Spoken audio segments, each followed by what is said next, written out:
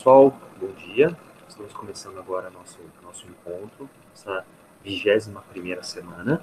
A gente vai hoje abordar um assunto novo e o último assunto que a gente tem para conversar, considerando que a gente tem mais uma semana de aula extra, né? A gente vai dedicar a nossa revisão bimestral para a próxima prova, né? Então, a nossa prova, ela vai começar daqui a 2 semanas, né? O período que vocês têm disponível para fazer a prova. E, portanto, a gente tem bastante coisa para revisar, né? Então, importante que a gente compareça à nossa próxima aula para a gente poder ir tirar dúvidas e entender um pouquinho como funciona, tá? Eu espero que na semana passada vocês também tenham tido a oportunidade de assistir às defesas de TCC dos alunos, que a gente teve, por exemplo, no nosso período aqui de aula, em outros períodos também, né? Para que vocês possam também entender um pouquinho. Isso vai demorar um pouco, né, ainda para vocês, mas daqui a pouco já vai chegar nesse processo aí de vocês entenderem, né, exatamente como que vai funcionar, tá? Bom, dito isso, a gente hoje vai conversar sobre um assunto muito importante, não só porque é um assunto muito relevante dentro da área da farmácia, mas também é um assunto que está todo mundo comentando agora, né? A gente vai falar um pouquinho sobre a definição, a produção e o uso de vacinas, tá? Quando a gente fala um pouquinho da área de imunologia, todos nós esperamos entender um pouquinho como funcionam os imunizantes, né? Essa talvez seja a maior aplicação que a gente tem por trás do estudo da imunologia. E é o que a gente vai conversar um pouco hoje, né? A gente vai ver um pouquinho esses efeitos gerais, tá? Então, o professor vai compartilhar aqui os slides e nós, em caso de dúvida, ficamos à vontade para a gente perguntar para o professor, tá? Bom, a gente vai hoje comentar, então, sobre uma área, um braço dentro da imunologia, que se chama vacinologia, ou seja, a área que estuda, produz e aplica vacinas. Tá? Nós já comentamos um pouco sobre vacinas ao longo das nossas aulas. Né? A gente comentou em alguns casos, alguns tipos de vacina, nós comentamos, por exemplo, como que funciona a interação do sistema imune com essas vacinas, e hoje a gente deve estudar o panorama completo. Tá? A começar pela história. Né? Então, a gente comentou um pouquinho na aula de imunologia como que começou o estudo da imuno, mas é importante a gente falar de forma mais geral. Né? As vacinas, na prática, elas são mais antigas do que poderia parecer. Né? Eles começaram, pelo menos o uso prático de atos de imunização, eles já começaram antes de Cristo. Né? A gente tem aqui essa ilustração, o Império Ming, né? 900 anos antes de Cristo. Então a gente já tem ali um império que ele é bastante sofisticado já, né? Um período muito anterior, já na antiguidade. E nós temos aqui pessoas que faziam aqueles procedimentos que a gente chamou de variolização, né? Em que as pessoas coletavam amostras, pus, feridas de pessoas com varíola e aplicavam em doentes para que você pudesse ter uma atenuação, né? um enfraquecimento dos sinais clínicos. Tá? Com o passar do tempo, a variolização ela começou a ser praticada por toda a China. Então, a gente tem a China como a grande líder nessa campanha por vacinar as pessoas, né? É curioso porque a gente vê hoje a China foi um dos primeiros países que fez a vacina, e isso é só um reflexo daquilo que a China já vinha fazendo já há muitos séculos atrás, né? E a gente teve, desde o Edward Jenner, na Inglaterra, aquele caso do inglês que descobriu que a varíola bovina era uma versão fraca da varíola humana, e a partir da vaca conseguiu produzir uma vacina de verdade, a gente teve a produção de muitas vacinas, né? A gente tem aqui nesse slide aquele cientista francês muito famoso, Louis Pasteur, né? Louis Pasteur ele foi um bioquímico que ele aplicou muitas pesquisas para diferentes tipos de vacina, né? Pasteur, por exemplo, conseguiu desenvolver uma vacina que, em princípio, é usada até hoje contra a raiva, por exemplo, né? Cães raivosos era um problema muito grande há 2 séculos atrás, principalmente na Europa, né? Você tinha cães raivosos que, através da mordida, poderiam passar uma doença letal para seres humanos. E a raiva, em alguns momentos, no final do século XIX, chegou a índices altos, né? Pasteur conseguiu utilizar coelhos para servir como cobaia, e após sacrificá-los, ele usava a medula óssea, que era o local, o órgão que tinha a concentração do vírus, né? Para fazer algum tipo de tratamento químico, né? Então ele secava essa medula óssea no sol, né? E isso, de certa forma, atenuava o vírus. Ele acabou produzindo uma vacina. ele até salvou uma criancinha, né, um menininho que tinha raiva, algo que era muito raro, né, uma pessoa que já tem raiva, você salva a partir de uma vacina, né? Esse rapazinho acabou se tornando porteiro do Instituto Pasteur, onde o Pasteur trabalhava, né? E de lá para cá, muitas vacinas surgem, até o nosso momento bastante moderno, né? Se a gente olha, por exemplo, essa ilustração aqui, ó, a gente tem uma boa noção do impacto das vacinas na nossa vida. Tá? Se nós perguntamos, por exemplo, para os cientistas, né, pessoas que estão envolvidas com inovações, descobertas, quais são as inovações mais impactantes na humanidade, você pode ter certeza que as vacinas despontam como as principais. Né? A gente talvez não tenha ela como primeiro lugar, mas certamente no top 5 você vai ter a vacinação como algo fundamental para a vida dos humanos. Né? Então a gente tem aqui, por exemplo, no lado esquerdo, a gente está mostrando aqui o número de mortes na era antes da vacina surgir e na direita a era depois da vacina surgir. Nós temos várias doenças que você vê a diferença na mortalidade. Né? Então, primeiro aqui, a difteria. A difteria era uma doença que matava muito no passado. Né? Nos Estados Unidos, antes da vacina surgir, 21 mil crianças morriam por ano. Depois da vacina surgir, nenhuma criança mais morreu por ano. Né? A hepatite A é uma doença viral muito transmitida pela água e pelas fezes. Muitas crianças morrem. Né? Nos Estados Unidos, 117 mil crianças morriam por ano. Depois da vacinação surgir, apenas 11 mil crianças morriam por ano. Então você percebe que tem uma diminuição muito significativa, né, do número de mortes antes e depois das vacinas. Tá? Aqui nós temos uma lista muito grande de doenças, né, e talvez a mais chocante de todas seja aqui, né? Varicela, por exemplo, era uma doença viral em que 4 milhões de pessoas morriam por ano. Depois da vacina, 400 mil. Então, você teve uma diminuição de 10 vezes o número de mortes. Claro que o número ainda é grande, né? Não é um motivo para comemoração, mas é um motivo que realmente impressiona, né? O impacto de uma vacina na nossa sociedade. Tá? E a gente, mesmo hoje, no século XXI, a gente ainda se surpreende, por exemplo, com o impacto que as vacinas podem ter. Né? Por exemplo, nós estamos aqui agora, em 2021, né? O Brasil é o único país do mundo que ainda discute essa porcaria de tratamento precoce. Né? O mundo inteiro já descartou o tratamento precoce e a única coisa que a gente espera é a vacina. A vacina é a única coisa, a única fronteira entre aquilo que vai salvar a humanidade ou não. Né? Tanto que nós temos muitos tipos de produtos vacinais diferentes aparecendo. Tá? Então, só quando a maior parte da população for vacinada, nós realmente podemos dizer que a gente está próximo de sair dessa pandemia. Então, aqui a gente ainda está muito, no mundo inteiro, na verdade, né? Mas especialmente no Brasil, a gente ainda está muito atrasado. A gente espera recuperar isso nos próximos meses. Tá? Veja como a vacinação ela tem um papel muito importante na nossa vida. Tá? E a gente tem que entender um pouquinho, né, algo que é fundamental para a gente compreender tecnicamente o papel de uma vacina, né? Quando a gente fala assim, qual que é o principal objetivo de uma vacina? Né? A gente se pergunta, a gente tem que entender um pouquinho como funciona o sistema imune. Né?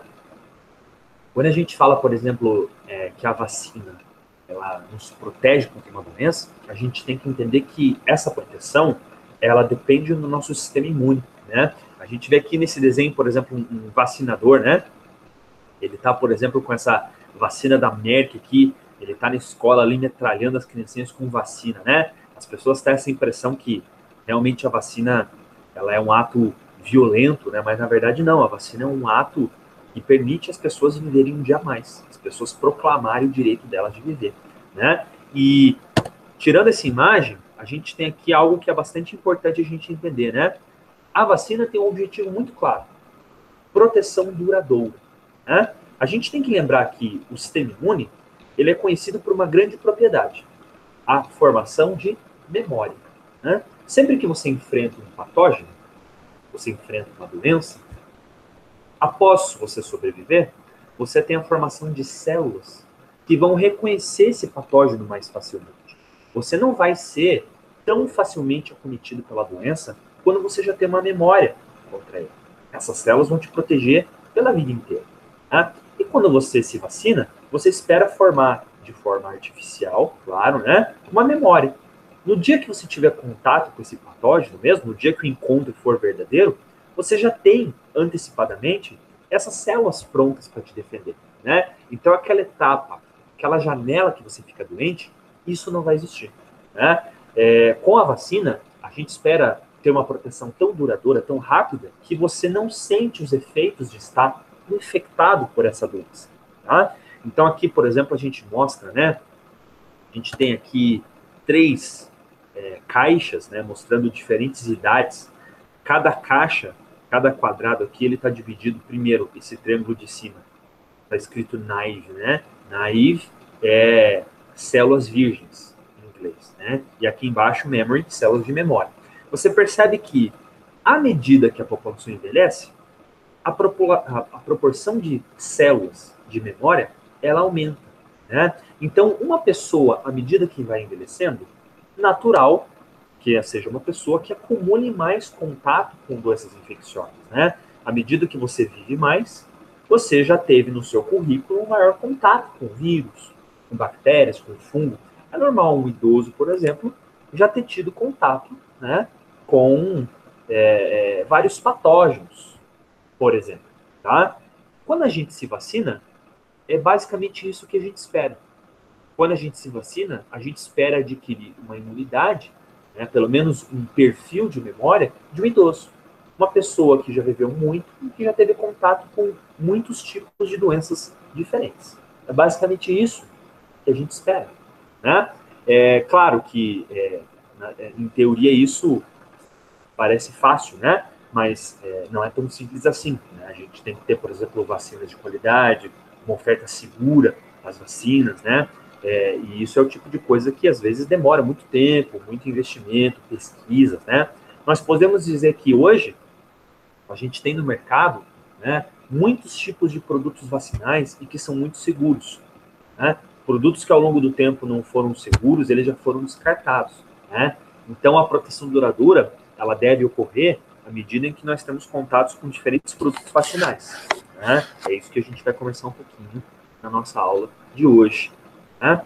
E aqui nesse próximo slide, a gente tem uma boa ideia de como funciona a interação da tecnologia com o nosso sistema imune. Desde aquele momento, na antiguidade, que os chineses usavam feridas de uma pessoa contaminada, até hoje, nós já empregamos a tecnologia de muitas formas. Então a gente tem, por exemplo, vacinas que elas são bastante rústicas, que não utilizam muita matéria-prima, até vacinas que são altamente tecnológicas, que utilizaram muitos séculos de estudo e também tecnologia, como maquinário, como patentes biotecnológicas que a gente ainda nem domina no mercado de forma ampla, né? Então a gente tem, por exemplo, só hoje, né, aqui no Brasil, contra o coronavírus, a gente tem ali algumas indústrias, algumas marcas, né, que utilizam tecnologias bem sofisticadas, como, por exemplo, a Pfizer, né, ou a Moderna também, que utilizam RNA como um produto vacinal, né? Você não está colocando patógeno ali dentro, você está colocando material genético do patógeno específico e você vai transformar a tua célula para você conseguir produzir anticorpos, né? Então isso é algo bem sofisticado, né? Ainda assim, a gente ainda precisa adaptar um pouco essa tecnologia para a gente conseguir identificar os diferentes tipos de patógenos que a gente ainda pode conseguir uma vacina, né? Essa corrida ainda está longe de acabar.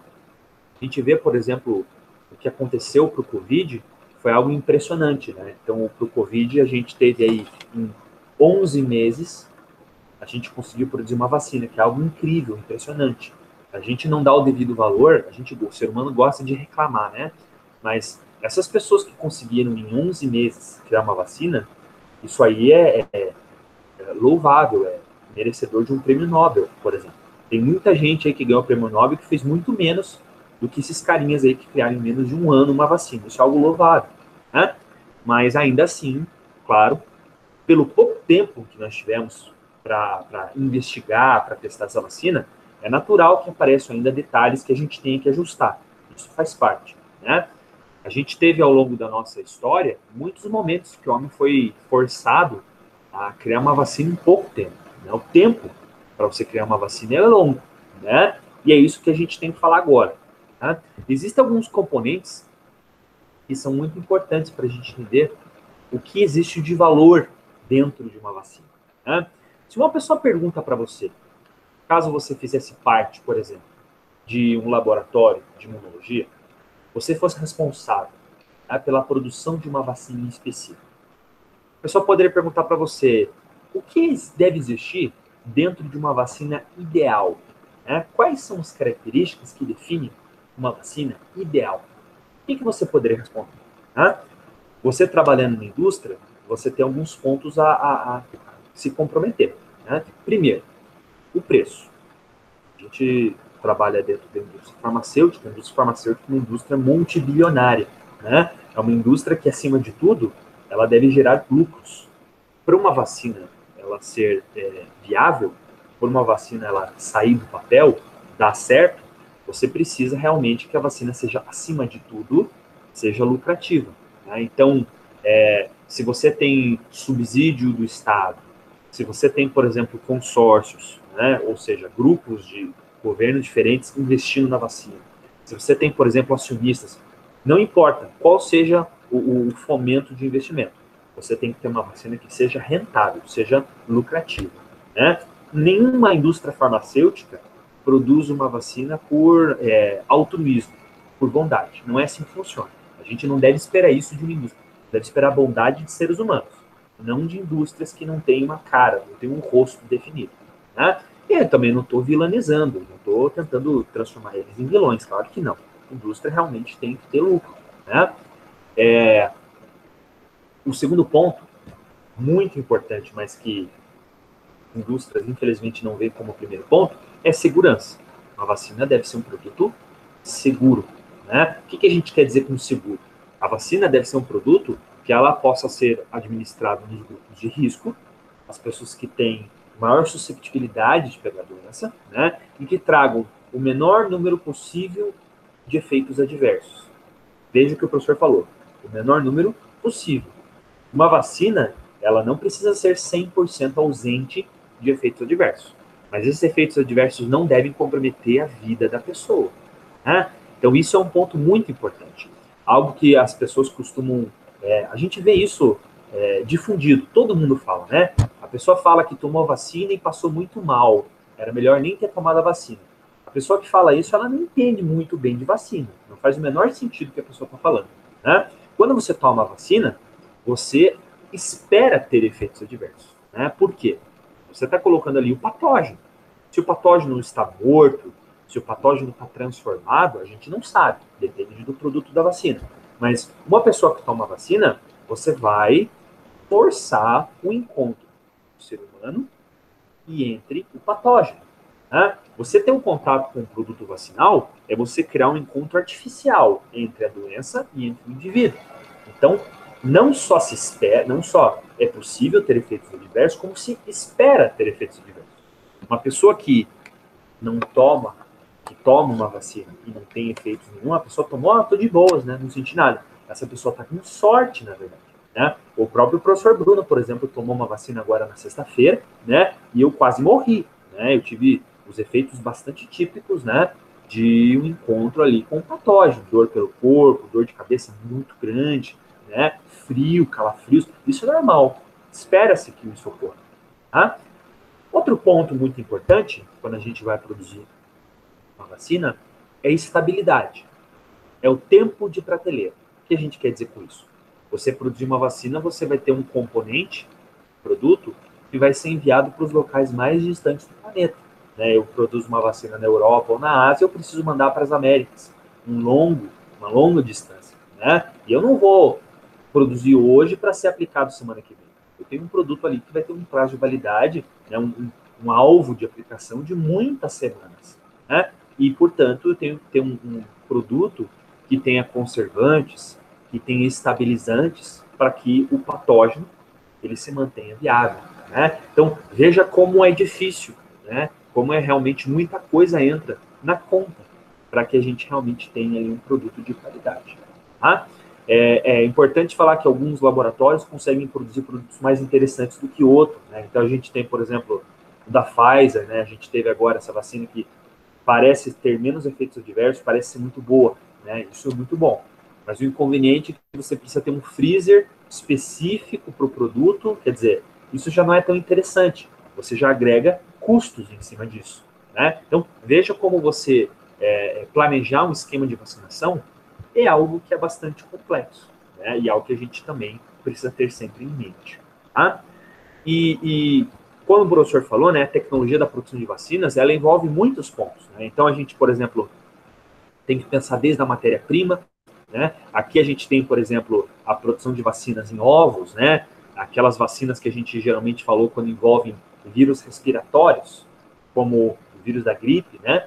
Você tem ali a matéria-prima importando bastante, como ovos, por exemplo, quando a gente vai produzir vírus a partir de culturas celulares, como da Moderna, por exemplo, né? A gente precisa ter o que? Laboratórios que cultivam vacina, que cultivam células. Como o professor mostrou naquela aula de virologia, por exemplo, que a gente cultiva vírus, né? Você tem nesses tanques aqui, esses galões aqui, ó, de 20 litros, né? Você tem ali culturas de células, em que você está filtrando o vírus que a gente vai usar para a vacina. São laboratórios que têm um nível de biossegurança muito alto. Ou seja, você tem patógenos importantes que oferecem um risco não só à população, mas quem trabalha ali, né? Então você percebe como isso deve ser ali bastante cuidadoso, todo tipo de trabalho. A pessoa tem que ter uma paramentação, como luvas, máscaras, óculos de proteção individual. Veja como a situação é bem complexa, né? Tudo isso para garantir um produto que deve ser distribuído em massa, em larga escala. Quanto mais pessoas ficarem vacinadas, mais perfeito será a produção da vacina, né? A gente precisa falar algo que eu acho que já foi comentado aqui em aula, mas a gente precisa reforçar ainda mais uma última vez, né? Aquele fenômeno que a gente chama de proteção rebanho, né? Imunidade rebanho, né? Veja bem, a gente precisa ter muito cuidado quando a gente fala esse termo imunidade rebanho, né? Imunidade rebanho é o seguinte: nós não temos alguns tipos de vacina como vacinar toda a população. Isso é muito comum, por exemplo, na vacinação com a gripe, né? Você percebe que o Estado ele não disponibiliza o número de idosos suficiente para vacinar todas as pessoas da população. Portanto, ele investe em vacinar naqueles grupos que nós chamamos de grupos de risco, pessoas que têm maior chance de disseminar a vacina. Não quer dizer que as pessoas do grupo de risco sejam mais importantes que você, por exemplo. São pessoas que têm chance de espalhar mais a doença do que você. Se eu colocar o vírus em você ou colocar o vírus em uma pessoa de risco, qual dos dois vai espalhar mais cópias do vírus? A pessoa do grupo de risco, né? Então, o Estado ele faz um calendário para que a gente vacine as pessoas que têm maior chance de espalhar a doença. Entra no calendário quem, portanto, tem o maior risco de aumentar a frequência do vírus na população, né? Efeito rebanho é quando você vacina o maior número de pessoas do grupo de risco e, com isso, você acaba criando uma proteção geral. Por quê? O vírus vai ter menos chances de entrar numa pessoa que consegue difundir a doença para os outros, né? Imunidade de rebanho é isso. É quando você tem um número de pessoas vacinadas o suficiente para proteger toda a população, inclusive pessoas não vacinadas, né? Nos últimos meses, a gente viu bastante uma deturpação, né, uma corrupção desse termo, né? As pessoas falando, por exemplo, como se imunidade de rebanho fosse você deixar todo mundo pegar a doença, né? Morre quem tem que morrer e no final das contas todo mundo ficar protegido. Os fortes que sobreviver, não tem nada a ver. Imunidade de rebanho é você vacinar sim. Não tem como fazer imunidade de rebanho sem passar pela vacinação, né? Mas você vai vacinar somente as pessoas estratégicas, as pessoas que têm maior chance de passar a doença. E com isso, muitas vezes a gente acabou já se entrando em contato com conceitos errados, né? Então, por exemplo, já teve muita gente que ficou com raiva porque fala assim, a vacina da gripe, até presidiário, até preso toma a vacina e eu não tomo, olha que sacanagem do Estado, né? As pessoas pensam que o governo dá mais valor para a vida do presidiário do que a minha vida, por exemplo, que paga imposto, sou cidadão de bem. Não, isso é errado, né? O Estado não vacina o presidiário antes do que você, porque ele gosta mais da pessoa que está presa na cadeia. Não é isso, né? Para o Estado, os dois são importantes. Mas algumas doenças na cadeia, elas se alastram mais rápido, porque o número de pessoas lá na cadeia, a densidade ou concentração de presos, proximidade entre as pessoas lá é tão grande que, se o vírus da gripe chegar lá, vai disseminar de forma muito rápida. E o vírus não vai ficar ali restrito à cadeia, né? Muitas pessoas que visitam, que trabalham na cadeia, vão levar o vírus da cadeia, da prisão, para outros locais. Então, quando você vacina, por exemplo, os grupos de risco, não é porque as pessoas gostam mais desses grupos, não é porque o Estado prefere esses, não. Se você vacina esses grupos de risco, você tem uma chance de proteger a todos nós, né? No papel, isso é muito bonito. Na prática, nem toda doença existe o efeito rebanho, né? A gente, por exemplo, está nesse momento aqui, não parece ter um efeito rebanho tão claro para o Covid ainda. Tanto é que a gente está vacinando as pessoas que são do grupo de risco, mas a gente percebe que o número de mortes ainda vai demorar muito para parar, né? A gente ainda não entendeu exatamente como funciona a imunidade de rebanho para o Covid, né? A gente ainda não entendeu como funciona a imunidade de rebanho para uma série de doenças. Portanto, nós temos que vacinar a todos, né? Para a tuberculose é assim.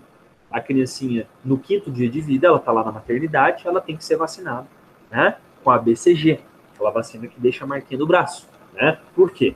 Não existe muita imunidade de rebanho para tuberculose. É uma doença muito perigosa. Todos devem tomar vacina, né? Então, perceba como a situação muda de caso para caso. Não é algo tão simples assim, né?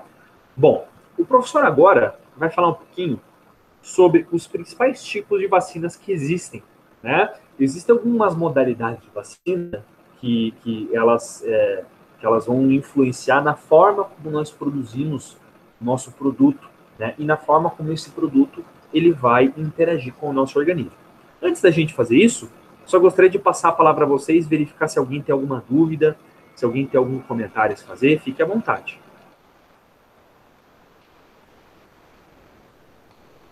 Tudo tranquilo por enquanto? Beleza, vamos continuar aqui nossa aula então. Bom, a gente agora vai falar então sobre os tipos de vacinas que a gente tem, né? O professor vai começar primeiro pela vacina mais comum que nós temos, né? Pelo tipo, pela modalidade mais comum de vacinação que existe hoje, que são chamadas de vacinas atenuadas, né? O que é uma vacina atenuada? Atenuado significa aquilo que foi enfraquecido, aquilo que foi transformado, né? Uma vacina atenuada é uma vacina que dentro dela você tem um agente patogênico vivo.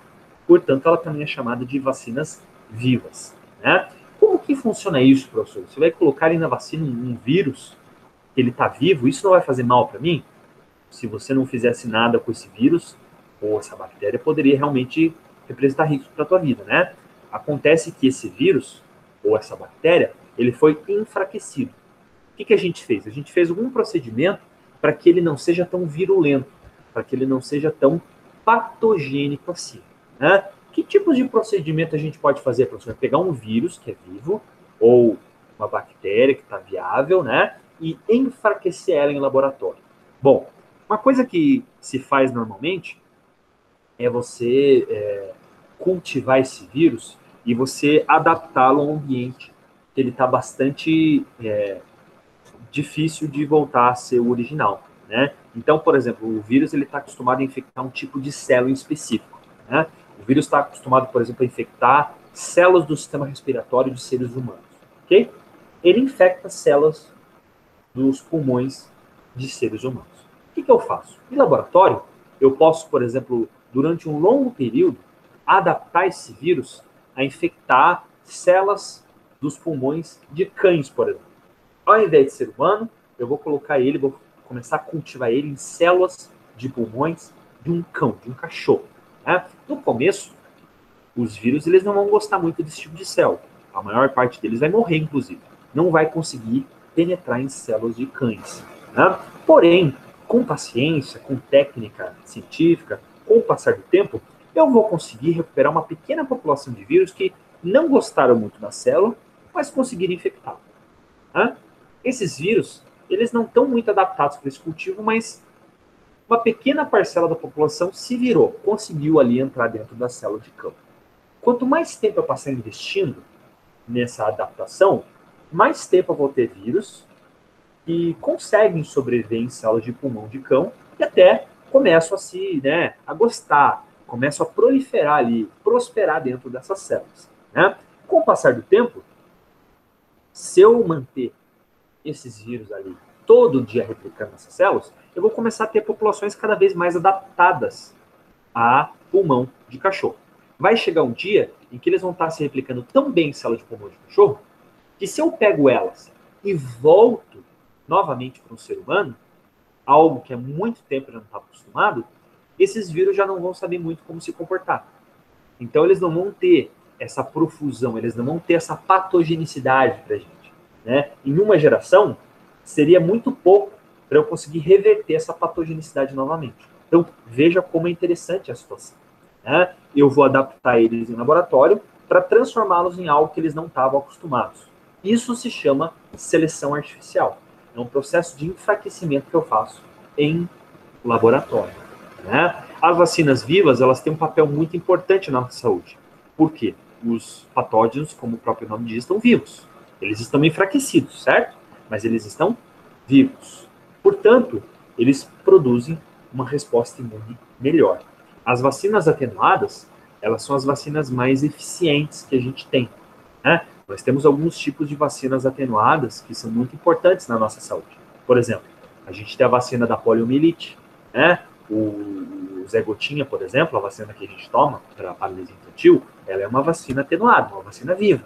Né? Quando você coloca na boquinha da criança, por exemplo, a gotinha, né, ali você tem um vírus que está atenuado, ele vai se multiplicar na mucosa oral da criancinha.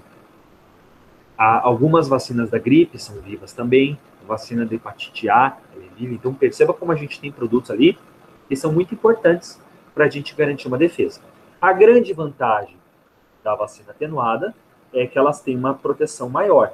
Né? Uma desvantagem que elas têm é que normalmente elas são acompanhadas de maiores efeitos adversos, maiores sinais adversos. Faz sentido, aquilo que o senhor falou no começo da aula, né? Você tem um vírus, um patógeno vivo e que vai se multiplicar. Então ele vai ser reconhecido pelo sistema imune, o sistema imune vai tentar combatê-lo, vai trazer efeitos adversos nesse processo. Tá? A gente tem aqui uma foto, né, em que mostra esse importante médico, ele é o Maurice Hilleman, né?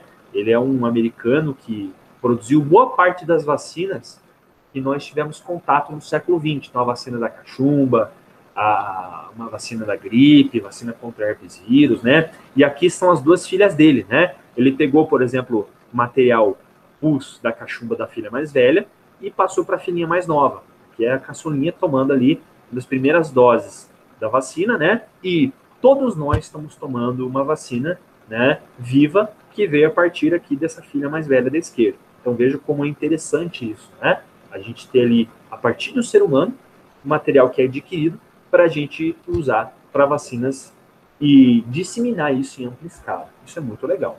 Tá? O segundo tipo de vacina que nós temos são as vacinas inativadas. O próprio nome diz, né? Uma vacina inativada é uma vacina que o vírus ali, o patógeno, está morto. Né? Então, foi realizado um tratamento químico para que você matasse o micróbio. Né? Você, por exemplo, pode, como tratamento químico, usar vários tipos de produtos. Você pode, por exemplo, aplicar o calor. Né? Com o calor, você desnatura a bactéria, o patógeno. Você pode, por exemplo, utilizar uma substância química, como o formaldeído diluído, para você quimicamente destruir o patógeno, né? Como ele está morto, quando você colocar ele na pessoa, quando você administrar a vacina, ele não consegue se multiplicar, né? Somente a estrutura dele vai ser administrada e o sistema imune vai reconhecer ele a partir daquela estrutura, tá? A gente não precisa nem refletir muito qual que é o maior efeito, qual que é a maior vantagem de você aplicar a vacina inativada, né? O fato de você ter um patógeno morto faz com que você, por exemplo, tenha um produto mais seguro, né? Você não vai ter um vírus vivo, uma bactéria ali que vai ficar se multiplicando e trazendo adversidade para você, né? O risco do vírus, por exemplo, se multiplicar além do normal, né? Você tem um produto definitivamente mais seguro, né? Porém, como você tem ali um patógeno que não está se multiplicando, você deve ter uma resposta efetiva um pouco mais fraca, né? Por esse motivo que a gente está mostrando aqui no slide, né? A maioria delas requer uma dose reforço, né? Então, você tem, por exemplo, um produto que depois de 90 dias, você vai precisar fazer um reforço. Um ano depois, você vai ter que tomar talvez uma vez por ano um reforço. Esse é o tipo de coisa que vem geralmente associado à vacina inativada. Nós temos aqui um dos maiores pesquisadores que a humanidade já teve, que é o Jonas Salk, né? O Salk, ele criou a famosa vacina contra a poliomielite, né? A vacina que a gente tem ali a partir de chimpanzés, né? A gente, por exemplo, tem uma vacina que é hoje, até hoje utilizada, segura, por exemplo, né? Que pode proteger a gente contra vários tipos, né? Técnica que foi usada a partir dessa vacina contra a poliomielite pode ser usada contra outros tipos de doenças, né? É uma vacina que foi fraca, porque ela tem um patógeno muito perigoso. O vírus da poliomielite era muito grave. E, portanto, quando a gente começou a usar essa vacina, ela acabou ficando mais segura para a gente, por ter matado o vírus, né? Essa vacina que acabou salvando, por exemplo, a geração dos nossos pais contra uma forma tão perigosa de doença, né? A grande, então, detalhe da vacina inativada é que, pelo patógeno estar morto, ele tem uma segurança maior, mas uma imogenicidade menor. Então, você, por exemplo, não tem uma resposta tão eficaz assim do sistema imune. Você, de tempos em tempos, deve procurar uma vacinação, né? Um dos motivos da gente todo ano ter que tomar vacina da gripe não é apenas porque o vírus da gripe muta bastante. É também porque, como a gente está tomando uma vacina com o vírus morto, a gente precisa, de tempos em tempos, renovar a nossa imunidade. Então, entender um pouquinho, né? Qual produto a gente está tomando é fundamental para a gente entender aquilo que a gente pode esperar de resposta, né? A gente geralmente cria vacinas inativadas com aqueles patógenos que você não pode, por exemplo, ter um risco muito grande de colocar um patógeno vivo, né? Então, existem doenças, por exemplo, que a gente tem um risco muito grande de colocar o micróbio vivo ainda na pessoa, né? Geralmente doenças que são letais, doenças que têm muitos sinais, por exemplo, a vacina da raiva, uma vacina inativada, né? A vacina do HIV, se algum dia existir, ela não vai ter o vírus vivo. Ela vai ter o vírus modificado, o vírus morto, por exemplo, né? Então, quando o risco de infecção de efeitos adversos é muito grande, a gente faz a vacina inativada, tá? O terceiro tipo de vacina que nós vamos comentar é a vacina de subunidade. O que é isso? A vacina de subunidade é quando, após pesquisas, a gente já entende exatamente qual é a estrutura, qual é a proteína do patógeno que é responsável por criar a imunidade. Quando você estuda bastante o patógeno, você identifica quais os seus componentes é um componente fundamental para ser reconhecido pelo sistema imune como realmente o patógeno, né? E a gente falou um pouquinho sobre o conceito de antígeno nas nossas aulas de imunologia, né? Antígeno é aquela estrutura dentro de um patógeno que é reconhecida pelo sistema imune e ele produz anticorpos a partir daquilo. Se você já tem um antígeno, você já tem meio caminho para você ter uma proteção contra esse patógeno, né? Uma vacina de subunidade é quando você consegue, através de engenharia genética, purificar exatamente aquela pecinha que vai produzir anticorpos. Você ignora todo o patógeno e você se concentra só na peça dele, na proteína específica dele, e eu vou essa proteína de interesse colocar dentro de um vírus que normalmente não oferece risco nenhum à minha vida, né? Então eu vou modificar geneticamente um vírus. Eu posso, por exemplo, pegar um vírus que normalmente não me causa nenhuma doença. Eu posso pegar, por exemplo, um vírus que causa gripe em passarinho, por exemplo, em canário, né? E infectar o ser humano. Esse vírus, ele não representa um risco de saúde para mim. Ele pode até infectar algumas células minhas, né? Mas ele não traz doença, ele não traz sinais adversos. E, portanto, eu posso, por exemplo, pegar esse vírus do canário e colocar essa proteína de interesse, né? Com isso, eu crio um vírus que é novo, um vírus que vai ter ali a proteína de interesse e que, quando se multiplicar no meu corpo, não vai ter problema nenhum em me prejudicar, né? A vacina da AstraZeneca, por exemplo, que é inclusive que o professor tomou, né? Ela é uma vacina de subunidade. Então, você tem, por exemplo, a proteína de interesse do Covid e a gente colocou dentro de um adenovírus, um vírus que não representa risco para a nossa saúde, né? Então, esse vírus recebeu essa proteína importante do Covid, né? E quando ele infectar as minhas células, eu vou entrar em contato com essa proteína do Covid. E eu vou gerar anticorpos, por quê? É justamente essa proteína do Covid que era importante. Então, eu tenho uma espécie de mensageiro, né? Que não representa risco nenhum de vida para mim e que vai me proteger contra esse vírus que é mais mortal, que é o Covid. Olha que interessante isso. Tá? Outro tipo de vacina que nós temos são as vacinas conjugadas. O que é uma vacina conjugada? Tá? Quando você é criança, a gente falou isso nas aulas de imunologia, né? A criança, nos primeiros meses de vida, até nos 2, 3 primeiros anos, ele não tem um sistema imune tão formado contra infecções. Então, a imunidade da criança, ela não funciona tão bem. O sistema imune é um sistema no corpo que ele vai pegando experiência à medida que o ser humano vai envelhecendo, né? Muitas vezes a criança, ela vai enfrentar patógenos e ela vai até conseguir destruir o sistema imune. Mas como o sistema ainda está muito imaturo, ele não consegue de uma memória de qualidade, né? Então, em outras palavras, as vacinas que são produzidas para crianças, elas precisam ajudar um pouco a defesa da criança contra alguns patógenos, né? Por quê? Como a criança tem um sistema imune imaturo, ele não consegue formar tanta memória, né? A gente tem algumas vacinas que são assim, né? Então, existe aquela doença para criança que é o pneumococcus, né? É um coco gram-positivo que acaba causando problemas de pulmão, pneumonia em criança. Uma criança pode até sobreviver contra a pneumococcus, mas ela não consegue formar uma memória tão boa. A criança pode pegar uma segunda vez, uma terceira, uma quarta vez a doença, ela não vai ter uma defesa tão grande. Ah, como assim, professor? Você não falou que a gente tem memória? É verdade, mas as criancinhas, elas não têm um sistema imune tão maturo. Então, ele demora para se formar, né? Quando a gente vai produzir uma vacina para criança, a gente usa essa modalidade de vacina, uma vacina conjugada. O que é isso?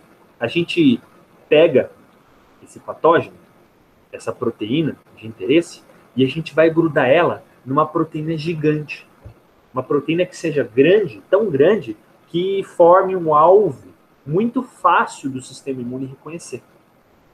Quando a gente conjuga uma proteína ao nosso antígeno de interesse, a gente cria uma espécie de plaquinha que mostra para o sistema imune, olha só, eu estou aqui, me pegue, né? A gente facilita o trabalho do sistema imune.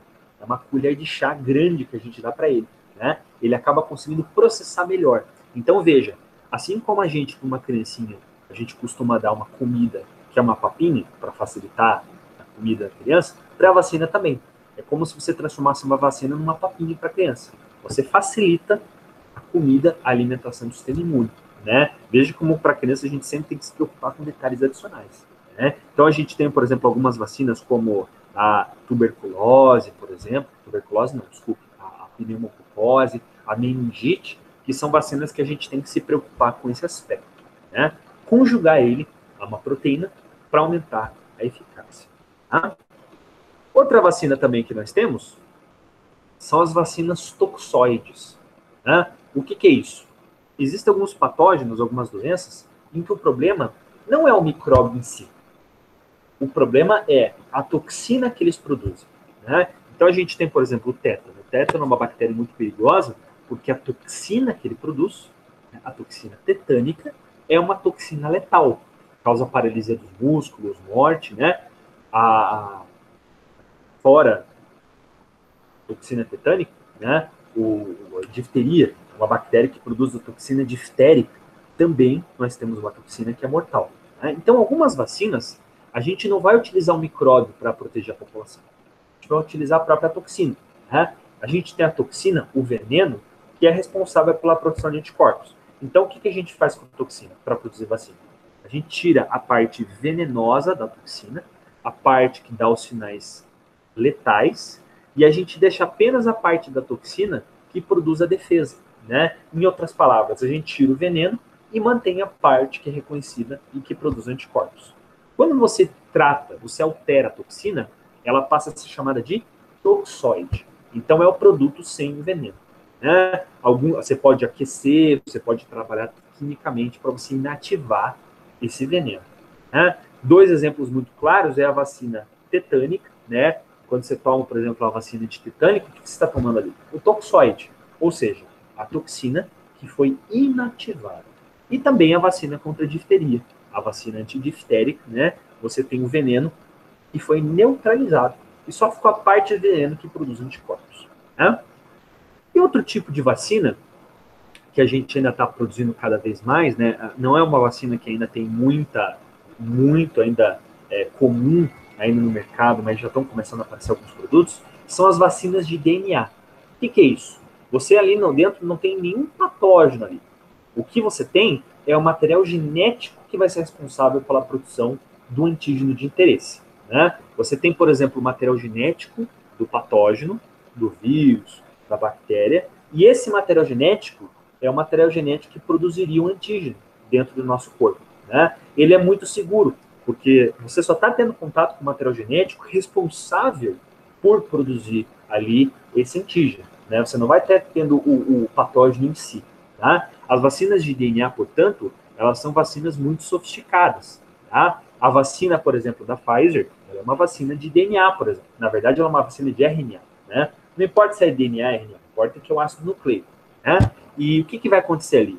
Você vai colocar um gene, você pode usar vários tipos de substância química, né, para colocar o gene, você pode usar partículas de ouro, você pode usar alguns componentes que você consiga transformar a célula humana, você vai colocar esse gene dentro da célula humana e isso você vai transformar a célula para produzir a sua própria defesa. Né? É uma forma muito sofisticada de vacinar as pessoas. A vacina da dengue, que foi produzida em 2017, ela também é uma vacina de DNA, é uma vacina bem sofisticada, portanto. Né? Veja como aos poucos estão começando a aparecer esses tipos de produto. Né? E um tipo de vacina que vai ser, as pessoas têm um interesse cada vez mais comum de produzi-la, né? São as vacinas que a gente chama de vacina do futuro, são as vacinas comestíveis. Né? O que é isso? Você tem, por exemplo, tubérculos vegetais, você tem, por exemplo, batatas, você tem beterraba, que você vai poder começar a colocar o micróbio ali dentro, né? Você vai poder transformar aquela célula para que, ao se alimentar, você consiga proteger e imunizar uma pessoa. Aqui, por exemplo, a gente tem um protótipo, né?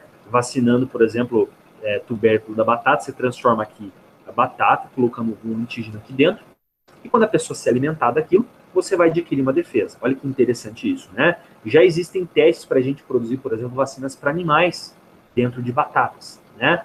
Isso facilitaria a administração do produto, né? Porque você não precisa gastar com material cortante, como seringa, por exemplo, né? Você não vai ter tantos efeitos adversos com a administração, não precisa ter treinamento de aplicação, né? Você só dá o produto, a pessoa come, então é um tipo de produto que realmente garante ali uma facilidade. Tá? E aqui nós temos algumas perguntas muito importantes para a gente finalizar a aula de hoje, que são perguntas que direcionam a gente ali para entender um pouquinho como que funcionam realmente as vacinas, né? Existem muitas perguntas relacionadas a vacinas que a gente precisa explicar para a população no geral como funciona, né? Então, por exemplo, as vacinas podem ser usadas para tratar uma doença? Existem alguns casos raros que sim, você pode usar, né? Mas isso geralmente envolve bastante risco. Uma pessoa que ela está doente, ela via de regra não pode tomar nenhuma vacina.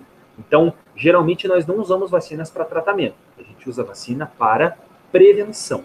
Ok? Segunda pergunta. Por que algumas vacinas precisam de dose de reforço? Foi o que a gente falou na aula de hoje. Né? Quando você tem um patógeno e ele é inativado, ele é morto, a gente não vai ter uma resposta imune tão grande, porque o micróbio não está se multiplicando dentro do corpo. Então a resposta é boa, mas ela realmente vai precisar de tempos em tempos de uma dose extra. Tá? Terceira pergunta. Por que existe uma vacina nova para a gripe todo ano? Por dois motivos que a gente já conversou. Primeiro, porque o vírus da gripe ele é um vírus que muta bastante. Todo ano você tem novas variantes, muitas variantes novas, né? E segundo motivo, como você trata de uma vacina que é inativada, você não tem uma resposta tão duradoura assim. Tá? Quarta pergunta. As vacinas podem causar autismo? Essa é a pergunta mais importante de todas. Por um bom tempo, muitos médicos, principalmente o médico inglês, que é o Andrew Wakefield, ele produziu um estudo de que as vacinas causariam autismo nas crianças. Isso é um grande absurdo. Né? Não existe comprovação nenhuma de que vacinas causam autismo. Não teria por que uma vacina causar autismo. Né? Esse cientista, quando produziu esse artigo, alguns cientistas comprovaram rapidamente que se tratava de fake news, né? o número de pessoas que ele usou na pesquisa dele, a forma como ele investigou sinais de autismo, ela é completamente errada, né? Nenhuma vacina até hoje mostrou provas de que cause autismo em crianças. Isso é algo muito importante de se combater. Vocês, futuros farmacêuticos, precisam estar na linha de frente contra fake news sobre vacinas, né? Isso é um grande absurdo. Até hoje, nós não temos nenhuma prova concreta de que vacinas causam autismo. Isso é realmente uma fake news muito absurda, né? E a última pergunta: quem tem alergia a ovos pode receber a vacina? Quem tem alergia a ovos tem alergia a uma proteína chamada ovoalbumina, uma proteína do ovo, né? As vacinas que utilizam ovos para sua produção, como a vacina da gripe, não podem receber vacina, né? Existem outras vacinas, por exemplo, que são produzidas a partir de ovos. Você utiliza o ovo de galinha, o ovo embrionado, para produzir o patógeno, né? Essas pessoas têm que procurar uma versão alternativa à vacina. Geralmente você encontra no mercado particular, né? Infelizmente, essas pessoas acabam muitas vezes tendo que comprar a própria vacina. Isso não é bom, né? Mas essas pessoas não podem ter a chance de tomar porque o efeito poderia ser muito grande, o efeito adverso. Então, não se recomenda que a pessoa com alergia ao ovo tome vacinas que tiveram ovos produzidos a partir de ave, né? Nem toda vacina tem ovo na sua composição, não teve um ovo participando na sua composição, né? Mas fala, professor, mas o que tem a ver a vacina produzir a partir de ovo e a pessoa ter alergia ao ovo, né? Quando você tem um vírus que foi produzido a partir de uma vacina que teve ovo, dentro de um ovo embrionado, né? O vírus pode ter algum componente, algum microcomponente que veio do ovo. Isso, para uma pessoa que é muito sensível ao ovo, pode ter um risco ali de saúde, tá? Bom, pessoal, hoje foi uma aula com muito conteúdo, né? Mas é uma aula ao mesmo tempo muito importante. É uma aula que faz parte da nossa formação como farmacêutico, né? Eu queria saber da aula de hoje, alguém tem alguma dúvida, alguém tem algum comentário? Fique à vontade.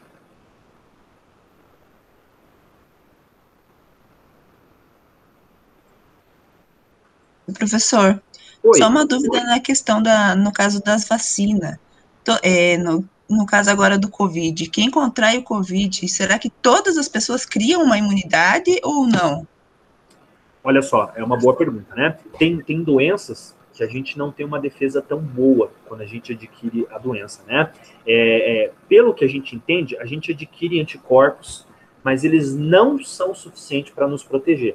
Tanto que algumas pessoas que já pegaram Covid, eles se reinfectaram, né? Então, você pensa assim, mas como o professor Bruno falou, quando a pessoa pegou o vírus, ela tem memória, não fica mais doente. No caso do Covid, isso não parece ser verdade. Primeiro porque o vírus ele tem muitas variantes. Então, às vezes, você formou anticorpo contra uma variante, mas entrou uma variante nova no teu corpo. Então, é como se entrasse um vírus completamente diferente em você, né? E outra coisa também, né? Algo que a gente precisa entender. Essa vacina do Covid, a pessoa que se vacinou, ela pode ficar doente, mas a vacina protege você contra a morte, que é o mais importante, né? Com o passar do tempo, a gente espera que apareçam vacinas mais eficientes que o Covid, vacinas que até impeçam você ficar doente, né? Mas como a gente teve que fazer uma vacina às pressas, é o que tem para hoje. Não adianta reclamar, né? Mas o que você falou, sim, infelizmente, algumas vezes, você mesmo infectado, você pode adquirir novamente a doença. O que espera de uma pessoa que toma vacina é que ela não morra. Esse é a grande vantagem, né? Uhum. Certo, obrigada, professor. Então, no Imagina. caso, que nem a Coronavac, ela vai ser uma vacina que vai ter que tomar outras doses, então, futuramente, Sim, provavelmente. exatamente. Não apenas a Coronavac, né? Outras marcas também a gente vai ter que fazer isso, pelo jeito, né? E infelizmente, até a gente não ter um produto mais eficiente, ou talvez até o mesmo produto eficiente, pelo jeito a vacina do Covid vai fazer parte do calendário anual como a vacina contra a gripe. Talvez pelo fato do Covid ter essa possibilidade de tantas variantes assim, né? Infelizmente. Obrigada, professor. Beleza. Mais dúvidas, pessoal?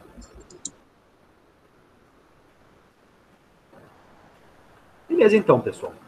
No caso de a gente não ter mais dúvidas, eu peço para vocês não esquecerem de fazer a questão de frequência da semana, certo? Uma ótima semana a vocês. E lembre-se, na segunda-feira que vem, a gente está na nossa última aula teórica e a revisão geral do bimestre daí, tá bom? Compareçam para a gente tirar as nossas dúvidas, beleza? Beleza, professor. Beleza, obrigado. Boa semana, bom dia para vocês.